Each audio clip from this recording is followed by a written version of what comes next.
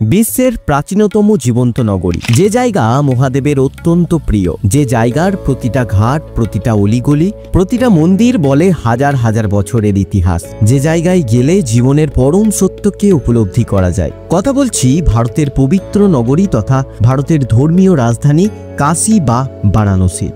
দীঘা, পুরী, দার্জিলিং এর পরে বাঙালির ঘুরতে যাওয়ার অন্যতম শ্রেষ্ঠ জায়গা। আজকে তোমাদেরকে নিয়ে যাব সেই মায়াবী নগরীর এক আধ্যাত্মিক যাত্রায়, যেখানে সময় থমকে গেছে, আধ্যাত্মিকতা মিশে আছে এ শহরের প্রতিটা কোণে।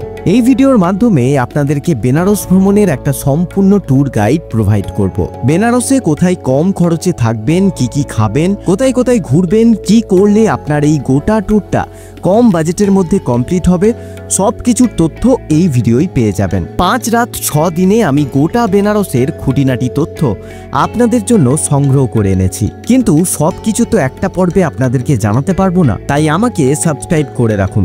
আশা করব বেনারসের প্রত্যেকটা পর্ব আপনাদের পরবর্তী বেনারস ভ্রমণে খুবই সাহায্য করবে। আজকে মার্চ মাসের 20 তারিখ। আমি এখন রয়েছি দুর্গাপুর স্টেশনে। এখান থেকেই আমরা দুন এক্সপ্রেসে করে যাব বারাণসী। তো বন্ধুরা, এখন ঘড়ির কাঁটায় বাজে 11:05 আর এই মুহূর্তে আমি রয়েছি দুর্গাপুর জাংশনে। আর এখানে দুন এক্সপ্রেসের সময় 11:15 আর এখান থেকে বারাণসী জাংশন পর্যন্ত দুন এক্সপ্রেস তার 523 কিলোমিটারের পথ অতিক্রম করে 11 ঘন্টা 45 মিনিট সময়ের ব্যবধানে। মধ্যে রয়েছে 23টা হল্ট এবং 111টা ইন্টারমিডিয়েট স্টেশন। এবার দেখা যাক, ট্রেন কিন্তু রাইট টাইমে আছে আর কেমন ফেসিলিটি রয়েছে ট্রেনে, সব কিছুই তোমরা এই ভিডিওর মাধ্যমে জানতে পারবে। ঘড়ির কাঁটা বলছে 11:20। নির্ধারিত সময়ের থেকে মাত্র 5 মিনিট লেটে আমাদের train 13009 Howrah to Yognagari Rishikesh Doon express ঢুকছে দুর্গাপুর জাংশনের 3 নম্বর প্ল্যাটফর্মে। আমাদের কোচ B2, অর্থাৎ এবার আমি জার্নি করব দুন এক্সপ্রেসের 3rd এসিতে। সকল যাত্রী এখন ঘুমের রাজ্যে। আমি চাই না আমার ভিডিও চক্করে তাদের ঘুমের ব্যাঘাত ঘটুক, তাই আমিও শুয়ে পড়ি। দিয়েছে 2টো বেডশিট, একটা কম্বল আর একটা বালিশ। Good morning from Sonnagar, Bihar. আমাদের ট্রেন এখন বিহারের সোন নদী ক্রস করছে। এখন যেই রেল ব্রিজের উপর দিয়ে আমরা যাচ্ছি তার নাম নেহেরু সেতু, যার দৈর্ঘ্য প্রায় 3059 মিটার। এই সেতু একসময় ভারতের দীর্ঘতম সেতু ছিল। সোন নদী ক্রস করেই আমরা এখন ঢুকছি দেহেরি অন সোন স্টেশনে। এই স্টেশনে পৌঁছাবার সঠিক সময় ছিল সকাল 6:28, কিন্তু ঘড়িতে এখন 8:04। অর্থাৎ আমাদের এই ট্রেন তার নির্ধারিত সময়ের থেকে 1 ঘন্টা 36 মিনিট লেটে চলছে। 13009 এই দুন এক্সপ্রেস সপ্তাহের প্রতিদিন হাওড়া থেকে রাত 8:25 ছেড়ে 34 ঘন্টা 45 মিনিট সময়ের ব্যবধানে পৌঁছায় যোগনগরী ঋষিকেশ। মধ্যে রয়েছে 67টা হল্ট এবং 292টা ইন্টারমিডিয়েট স্টেশন। এই লম্বা যাত্রাপথে এই ট্রেনের এভারেজ স্পিড 44 কিলোমিটার পার ঘন্টা। শ্রেণীকরণের দিক থেকে এই ট্রেনে রয়েছে 4টা জেনারেল কোচ, 8টা স্লিপার, 5টা এসি 3 টায়ার, একটা এসি ফার্স্ট এবং একটা এসি 2 টায়ার। রয়েছে 2টো গার্ড কাম লাগেজ কোচ। বলে রাখা ভালো, এই ট্রেনে কোনো প্যান্ট্রি কার নেই। অনবোর্ড ক্যাটারিং এবং ক্যাটারিং অ্যাভেলেবেল আছে। আর এই 3rd এসির প্রতিটা কম্পার্টমেন্টে থাকে 6টি বাথ, 2টো লোয়ার, 2টো মিডিল, 2টো আপার এবং পাশের করিডোরে সাইড লোয়ার এবং সাইড আপার থাকে। প্রতিটা বার্থে ব্যক্তিগত চার্জিং পয়েন্ট।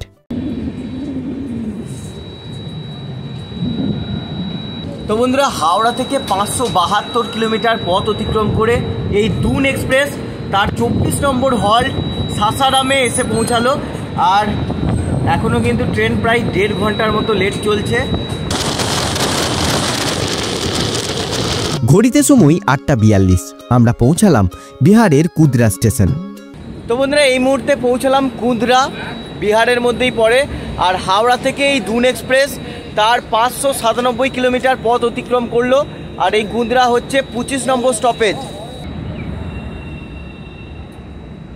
এই ট্রেনের 3rd এসির বাথরুম কেমন সেটাও একবার তোমাদের দেখিয়ে দিই। বাথরুম নিয়ে আমার কোনো অবজেকশন নেই, খুবই পরিষ্কার পরিচ্ছন্ন। বাথরুমের ভিতরেও রয়েছে একটা বেসিন, রয়েছে হ্যান্ড ওয়াশ, আর এই হলো ইন্ডিয়ান স্টাইল টয়লেট।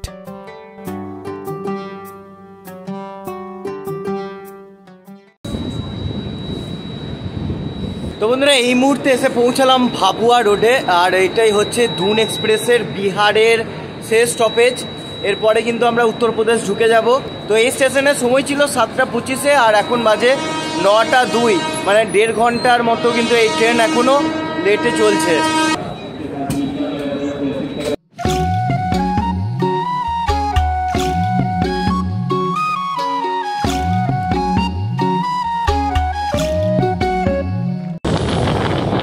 আমাদের ট্রেন এখন ঢুকছে পণ্ডিত দীনদয়াল উপাধ্যায় জাংশন। আমি প্রথম যখন এই স্টেশনে এসেছিলাম তখন এটার নাম ছিল মুঘলসরাই, কিন্তু পণ্ডিত দীনদয়াল উপাধ্যায় হওয়ার পরে এই প্রথম আমি এই স্টেশনে ঢুকছি। তো বন্ধুরা এই মুহূর্তে এসে পৌঁছালাম পণ্ডিত দীনদয়াল উপাধ্যায় জাংশনে, যার আগে নাম ছিল মুঘলসরাই।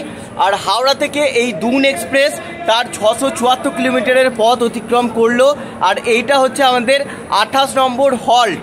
তো এই পণ্ডিত দীনদয়াল উপাধ্যায় জাংশনে আসার সময় ছিল 9:35, কিন্তু এখন বাজে 10:15।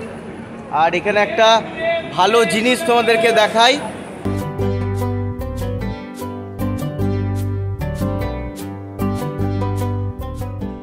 তো বন্ধুরা এই পণ্ডিত দীনদয়াল উপাধ্যায় জাংশন থেকে আমাদের ট্রেন কিন্তু আবার রিভার্সে যাচ্ছে। আর এবার আমরা চলে যাব কাশী হয়ে বারাণসী, এরপরে আসবে কাশী, তার আগে পেরুবো গঙ্গা নদী।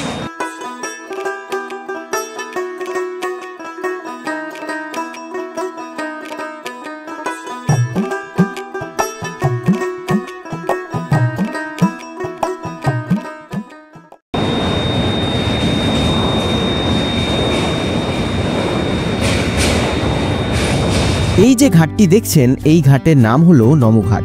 মাননীয় প্রধানমন্ত্রী নরেন্দ্র মোদী এই ঘাটটি নির্মাণ করেছেন। বেনারসের সাইট সিনে আমি এই জায়গায় নিশ্চয়ই আসব, আর ভালো করে আপনাদেরকে এই ঘাট ঘুরে দেখাবো। ঘড়িতে সময় 10:53। আমরা পৌঁছালাম কাশী স্টেশনে। তো বন্ধুরা আমরা পৌঁছালাম বারাণসীর ঠিক আগে স্টপেজ কাশীতে, আর তোমাদেরকে দেখালাম মা গঙ্গাকে আমরা ক্রস করে এলাম, অনেক বড় একটা ব্রিজ। আর এই যে কাশী, এখানে আসার টাইম ছিল, মানে এই দুন এক্সপ্রেস ঢোকার সময় ছিল 10:42 নাগাদ, আর এখন বাজে 10:54, মানে যা লেট ছিল সবই কিন্তু কভার করে ফেলেছে। আর এরপরেই বারাণসী।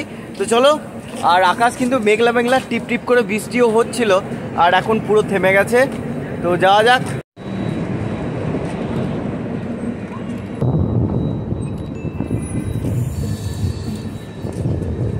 অবশেষে দীর্ঘ প্রতীক্ষার অবসান। আমরা ঢুকছি শিবনগরী বারাণসী। ঘড়ির কাটাই বাজে 11:15, আর আমরা পৌঁছালাম বারাণসী জাংশনে। আর এখানে সময় ছিল 11টার সময়, 15 মিনিট লেটে আমাদের পৌঁছে দিল এই দুন এক্সপ্রেস। আর এখানে 10 মিনিট হল্ট করবে। এখন স্টেশনের বাইরে গিয়ে একটা অটো করে আমরা সোজা যাব আমাদের হোটেলে। বাইরে থেকে কি অপূর্ব লাগছে স্টেশনটি একবার দেখুন। তো বন্ধুরা এই মুহূর্তে আমার পিছনে দেখতে পাচ্ছ রয়েছি বারাণসী স্টেশনের বাইরে। আর কি অপূর্ব সুন্দর স্টেশনটা একবার দেখো, আমার জীবনে ফার্স্ট টাইম, আর কত সুন্দর লাগছে। আর বাইরে থেকে অনেক অটো রয়েছে দেখতে পাচ্ছি। তো এই অটো করে যে হোটেলেই আপনারা থাকবেন সেখানে চলে যেতে পারবেন, মানে স্টেশনের বাইরেই এই অটো স্ট্যান্ড রয়েছে। বাইরে থেকেই একটা অটো করে আমরা এখন যাচ্ছি রামকুণ্ডের কাছে। সেখানেই আছে এবারে আমাদের হোমস্টে। স্টেশন থেকে রামকুণ্ডের দূরত্ব প্রায় 4 কিলোমিটার। চলে এসেছি রামকুণ্ডের কাছে। আমার বাঁ দিকে যেই কুণ্ডটি রয়েছে তার নামই রামকুণ্ড। আর এই রামকুণ্ড থেকে মাত্র 300 মিটার দূরেই রয়েছে আমাদের হোমস্টে, কৃষ্ণা হোমস্টে। কম বাজেটের মধ্যে এই কৃষ্ণা হোমস্টে আমার দুর্দান্ত লেগেছে। বেনারসের খাওয়া দাওয়ায় যদি আপনার না পোষায় তাহলে এই হোমস্টেতেই আপনারা রান্না বান্না করে খেতে পারবেন। তাছাড়া রুমগুলো খুবই পরিষ্কার পরিচ্ছন্ন, প্রত্যেকটা রুমেই আছে এসি। অবশ্য প্রতিটি রুমে অ্যাটাচ বাথরুম নেই। 3টে কমন বাথরুম আছে, 2টো ওয়েস্টার্ন এবং একটা ইন্ডিয়ান। নিচের 4টা রুমই যেহেতু আমরা বুক করেছি তাই বাথরুম নিয়ে আমাদের কোনো সমস্যা হয়নি। আর এই হোমস্টের রুমের রেট যদি বলি তাহলে 800 থেকে 1000 টাকার মধ্যে আপনারা এই হোমস্টের রুম পেয়ে যাবেন। আর এই হোমস্টে থেকে গঙ্গাঘাটের দূরত্ব 2 কিলোমিটার। দুপুরে একটু রেস্ট নিয়ে বিকাল হতেই আমরা রওনা দিলাম দশাশ্বমেধ ঘাটের উদ্দেশ্যে। কারণ বেনারসে এসে সন্ধ্যারতি একদিনও মিস করার ইচ্ছে আমার অন্তত নেই। চলুন এই বিকেল বেলায় গরম গরম এক কাপ চা পান করা যাক। শুনেছি বেনারসের চাও নাকি খুব বিখ্যাত।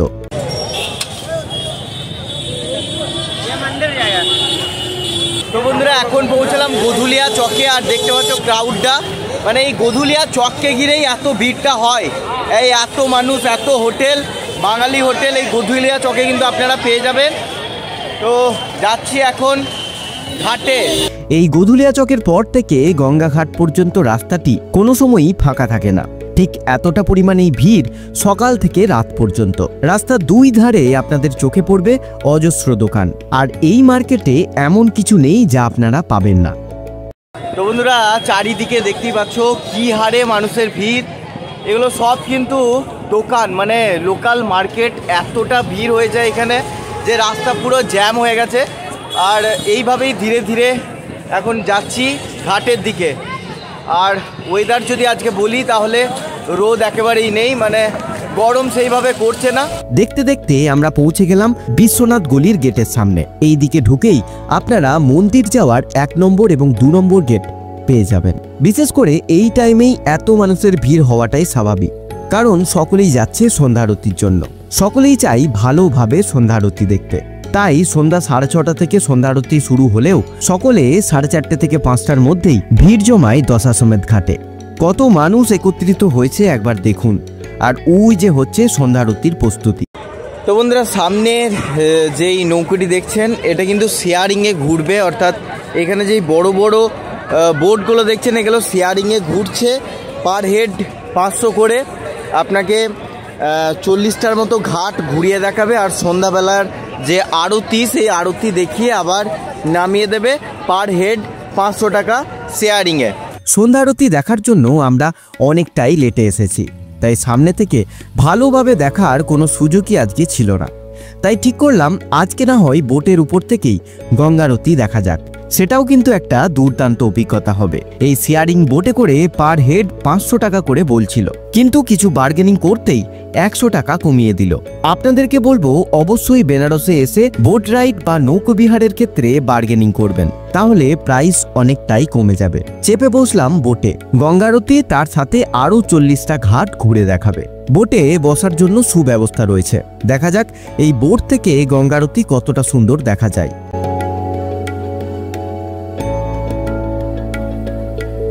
ঘড়ির কাঁটায় এখন পাক্কা 6:30 বাজে। আমাদের বোট ছেড়ে দিয়েছে, আর ওই দিকে গঙ্গা আরতি প্রায় শুরু হতে চলেছে।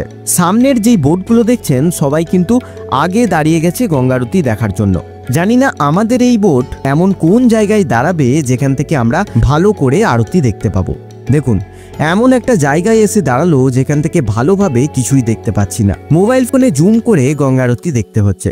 আপনারা যদি নৌকায় বসে গঙ্গা আরতি দেখতে চান তাহলেও বলবো বেশি দেরি না করে তাড়াতাড়ি চলে আসবেন, তা না হলে আমার মতো অবস্থা হবে। প্রথম দিন এখান থেকেই দেখি, পরের দিন না হয় তাড়াতাড়ি চলে এসে সামনে থেকে দাঁড়িয়ে আপনাদের গঙ্গা আরতি দেখাবো। সুরেলা ভজন, ঘণ্টার ধ্বনি, পবিত্র শঙ্খনাদ পুরো পরিবেশকে করে তোলে ভক্তিময় ও মুগ্ধকর। জীবনে একবার হলেও বেনারসের এই গঙ্গা আরতি অবশ্যই দেখে যাবেন। এমন পজিটিভ ভাইব আপনারা আর কোথাও গেলে পাবেন না। আমার জীবনের সবথেকে স্মরণীয় এবং সবথেকে মূল্যবান সন্ধ্যা হয়তো এটাই ছিল। সন্ধ্যা আরতি শেষ হতেই অন্যান্য বোট সহ আমাদের বোটও চলল সমস্ত ঘাট ঘুরিয়ে দেখানোর জন্য। তো বন্ধুরা আমাদের আরতি দেখা শেষ হলো। এবার বোটে করে যতগুলো ঘাট আমাদের দেখাবো বলেছিল তত কিন্তু ঘুরছি।